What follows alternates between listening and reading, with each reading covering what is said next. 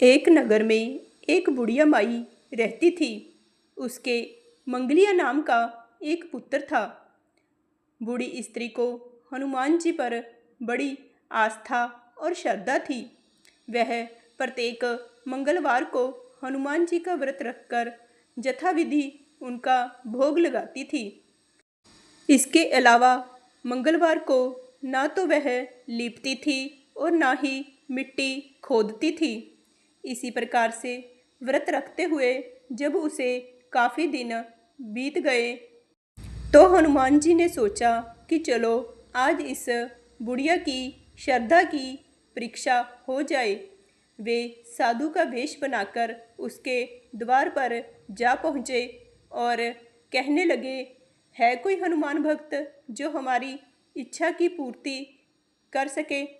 बुढ़िया ने यह पुकार सुनी तो वह बाहर आई और पूछा कि महाराज क्या आज्ञा है।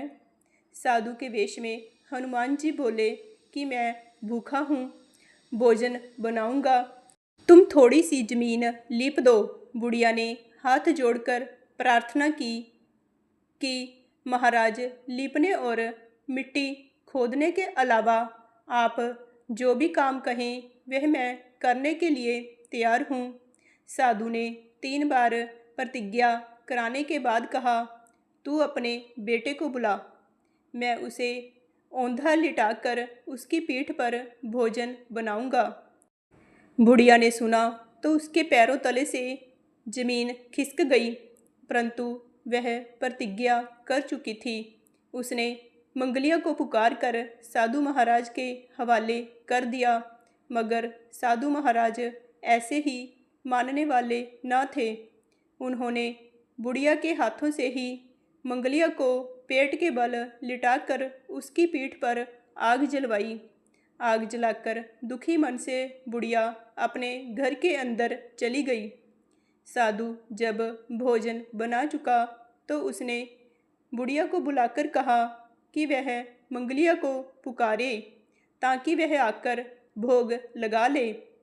बूढ़ी स्त्री की आंखों में आंसू आ गए और वह कहने लगी कि अब आप उसका नाम लेकर मेरे हृदय को और मत दुखाओ। लेकिन साधु महाराज न माने तो बूढ़ी स्त्री ने भोजन के लिए मंगलिया को पुकारा। पुकारने की देर थी कि मंगलिया बाहर से हंसता हुआ घर में दौड़ा आया। मंगलिया को जीता जागता देखकर बूढ़ी स्त्री को सुखद आश्चर्य हुआ। वह साधु महाराज के चरणों में गिर पड़ी। हनुमान जी ने उसे अपने असली रूप में दर्शन दिए। हनुमान जी ने उसे सभी प्रकार के सुखों का आशीर्वाद दिया और अंतर्धान हो गए। जय हनुमान जी, जय श्री राम।